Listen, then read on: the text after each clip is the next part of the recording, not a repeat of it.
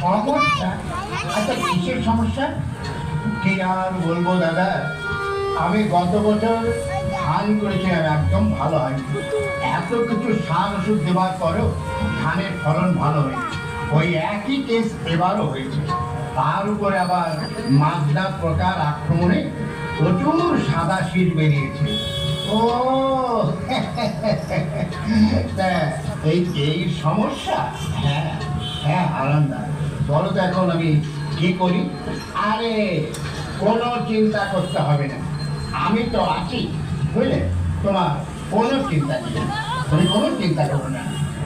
কিন্তু আরামদায়ক, তোমার জমিতে তো সুন্দর ধান হয়েছে, তুমি কি আবার ম্যাজিকটা কি জানো নাকি?